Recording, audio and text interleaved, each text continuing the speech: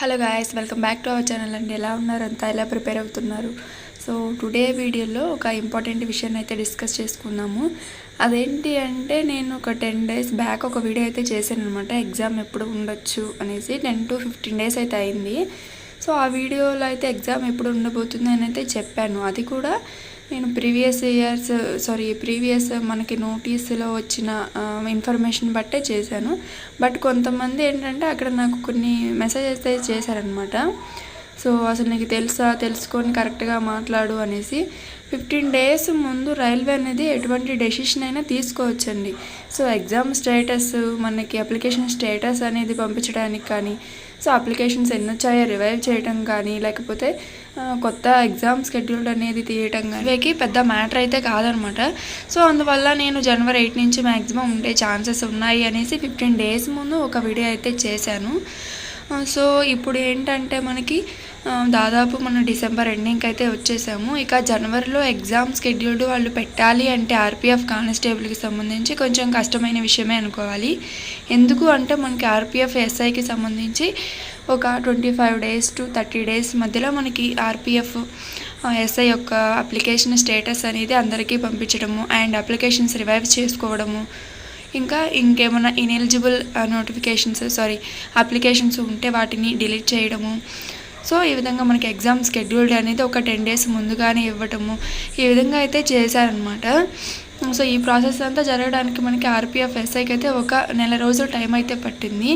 So అదే విధంగా మనకి కానిస్టేబుల్ కూడా చూసుకున్నట్లయితే ఒక 1 month ముందుగానే ఈ ప్రాసెస్ అంతా అయితే జరగాల్సి ఉంది. కాబట్టి మనకి ఆల్మోస్ట్ డిసెంబర్ ఎండింగ్కి వచ్చేసాం. కాబట్టి ఇక జనవరిలో జరిగే ఛాన్స్ లేదనే చెప్పుకోవాలి. సో జనవరిలో జరగకపోతే మరి ఇంకెప్పుడు జరుగుతుంది అనేసి ఇంకొక పెద్ద డౌట్ అనమాట అందరికీ. సో జనవరిలో జరగలేదు అంటే ఇక ఫిబ్రవరిలో జరిగే అవకాశం లేదండి. ఎందుకంటే మనకి ఫిబ్రవరిలో ఫుల్గా మనకి ఎస్ఎస్సికి సంబంధించిన నోటిఫికేషన్స్ కానీ, వాటి యొక్క మనకి సిబిటీస్ కానీ, Tier 1 Tier 2 కానీ ఉన్నాయన్నమాట ఫిబ్రవరిలో. సో ఆ మంత్లో మనకి ఆర్పిఎఫ్ కండక్ట్ చేసే అవకాశం అయితే లేదు. ఇక వచ్చేసరికి మార్చ్. సో వరల్డ్ నోటిఫికేషన్ ప్రకారం చూసుకున్నట్లయితే మనకి మార్చిలో ఒక 2 days ఎగ్జామ్ షెడ్యూల్ అయితే చేశారు ఆర్పిఎఫ్ కానిస్టేబుల్ కోసం. సో ఈసారి మొత్తం ఎగ్జామ్స్ అందరికీ కూడా మార్చిలోనే పెట్టే అవకాశం అయితే ఉంటుంది. మేబీ మార్చ్ ఫస్ట్ వీక్లో కానీ లేదా ఎండింగ్లో కానీ అయితే మనకి ఎగ్జామ్ షెడ్యూల్ అయితే ఇచ్చే ఛాన్స్ అయితే ఉంటుంది. అండ్ ఫిబ్రవరిలో మనకి అప్లికేషన్ స్టేటస్ అనేది రిలీజ్ చేస్తుంది అనమాట. అంటే మీ యొక్క అప్లికేషన్ ప్రొవిజనల్లీ యాక్సెప్ట్ చేశారా, రిజెక్ట్ చేశారా అనేసి మీ మెయిల్కి అండ్ మీ యొక్క ఫోన్ నెంబర్కి కూడా మెసేజ్ అయితే వస్తుంది. సో ఇదన్నమాట విషయం. సో ఇప్పుడు మనకి మ్యాక్సిమం ఇక డిసెంబర్ అయిపోయింది. ఇక జనవరిలో జరిగే ఛాన్స్ లేదు. కాబట్టి ఫిబ్రవరిలోనేమో ఎస్ఎస్సి ఎగ్జామ్స్ అయితే ఉన్నాయి. ఇక మార్చిలోనే మనకి ఎగ్జామ్ షెడ్యూల్ అయితే చేసే అవకాశం ఉంది. సో బీ ప్రిపేర్డ్, వెళ్ళండి. ఇప్పుడు దాకా మనం ఏమైతే చదివినామో అవన్నీ కూడా రివైజ్ చేసుకోవడానికి ఒక మంచి టైం అయితే దొరికింది అనుకోవాలి. ఎందుకు అంటే మనం ఆల్రెడీ ఆర్పిఎఫ్ ఎస్ఐలో కొంచెం దెబ్బతిని ఉన్నామన్నమాట. మనం చదివినవి కానీ, మనం ఎక్స్పెక్ట్ చేసినవి కానీ మొత్తానికి రివర్స్లో అయితే ఇచ్చాడు క్వశ్చన్ పేపరు. లైక్ మనం హిస్టరీలో ఏమైతే అనుకున్నామో ఆ హిస్టరీ నుంచి మనం మోడర్న్ అండ్ మిడివల్ నుంచి కొన్ని క్వశ్చన్స్ ఎక్కువ ఎక్స్పెక్ట్ చేసాము. బట్ వాళ్ళు ఏంటి అంటే మనకి ఇండస్ వ్యాలీ సివిలైజేషన్ నుంచి ఒక 2-3 క్వశ్చన్స్ అయితే పెంచి ఇచ్చారు. అండ్ పాలిటీలో ఆర్టికల్స్, అమెండ్మెంట్స్, షెడ్యూల్స్ ఇవి కాకుండా పాలిటీకి సంబంధించి ఒక థియరీ పార్ట్ మీద వాళ్ళు టార్గెట్ అయితే చేశారనమాట. అండ్ క్వశ్చన్స్ కూడా లెంతీగా వచ్చాయి. కాబట్టి మనం ఆర్పిఎఫ్ ఎస్ఐని బట్టి కానిస్టేబుల్ యొక్క ప్రిపరేషన్ ప్లాన్ని బెస్ట్గా చేసుకోవడానికి అండ్ కరెంట్ అఫైర్స్ మీద కొంచెం ఎక్కువ ఫోకస్ చేయడానికి మంచి అవకాశం అనే చెప్పుకోవాలి. దాదాపు 2 నెలలు పూర్తిగా టైం ఉంది. కాబట్టి ఆర్పిఎఫ్ ఎస్ఐలో చేసిన మిస్టేక్ ఇక్కడ చేయకుండా డెఫినెట్లీ మంచి స్కోర్ చేయడానికి అయితే ట్రై చేయండి. అండ్ నాకు కరెంట్ అఫైర్స్ నుంచి ఎన్ని క్వశ్చన్స్ వస్తాయా కానీ ఏ మంత్ నుంచి చదవాలని అయితే అడుగుతున్నారు. కరెంట్ అఫైర్స్ మెయిన్లీ మనకు ఆర్పిఎఫ్ ఎస్ఐని చూసుకున్నట్లయితే ఒక 6 to 7 months బ్యాక్ అయితే ఇచ్చారు. అండ్ ఇంకా ఏమన్నా వరల్డ్ ఇంపార్టెంట్ బుక్స్ కానీ, లేకపోతే స్పోర్ట్స్కి సంబంధించినవి అంటే ఒలింపిక్ కానీ, నోబెల్ ప్రైజెస్ కానీ, so Olympic games, Asian games ఇవన్నీ 4 yearsకి ఒకసారి జరుగుతాయి. కాబట్టి మనకి అవి 22లో జరిగిన, 23లో జరిగిన అవి ఒక ఇంపార్టెంట్ ఫ్యాక్ట్స్ అనేవి తెలుసుకోవాలన్నమాట. అండ్ రైల్వే అంటేనే మనకి స్టాటిక్ జీకేకి ఫేమస్ అనమాట. అలాంటిది స్టాటిక్ జీకే నుంచి మనకి చాలా చాలా తక్కువ అయితే టార్గెట్ చేసినాడు. సో మనం కూడా వాడి పేపర్ ఎలా తయారు చేస్తున్నాడో దానికి తగ్గట్టుగా అయితే ప్రిపేర్ అవ్వాలి. అండ్ ఇంకా మనకి హిస్టరీ అండ్ పాలిటీ మీద థియరీ పార్ట్ మీద ఎక్కువ ఫోకస్ చేశారు కాబట్టి మనం కొంచెం డెప్త్లోకి వెళ్ళి థియరీ పార్ట్ కూడా తెలుసుకోవాల్సిన అవసరం అయితే ఉంది. ఇది 10th లెవెలే కదా, అంత డెప్త్లోకి వెళ్ళి ఇస్తారా అంటే 10th లెవెల్ అయినా సరే మన కాంపిటీషన్ బట్టి మన అప్లికెంట్స్ని ఫిల్టర్ చేయాలి కాబట్టి.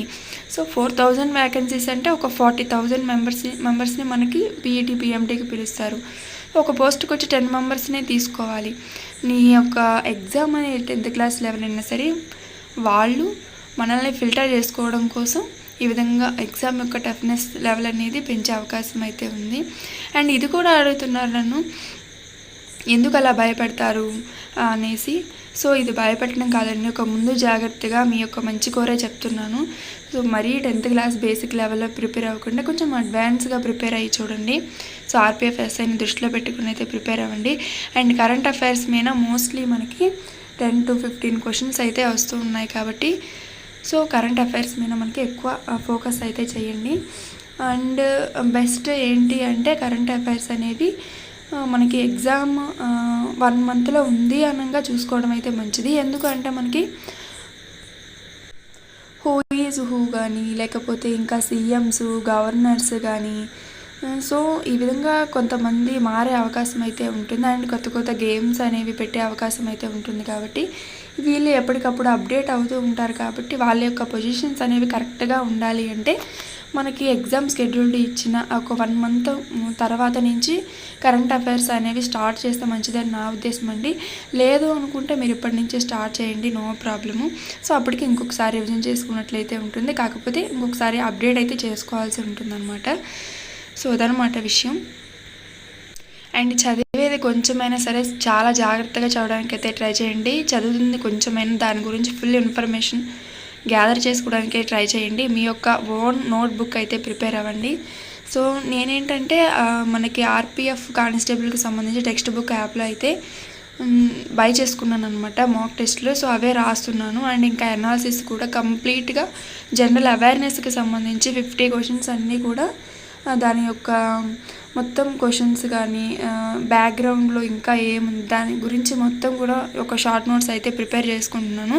మీకు కావాలంటే డెఫినెట్గా వీడియోస్ రూపంలో నేను మీకు షేర్ అయితే చేసుకుంటాను అనమాట. సో వీడియో నచ్చినట్లయితే ఒక చిన్న లైక్ చేయండి. సో ఇదనమాట ఎగ్జామ్ గురించి అయితే కంగారు అయితే పడద్దు, మార్చిలోనే మ్యాక్సిమం ఉంటుంది.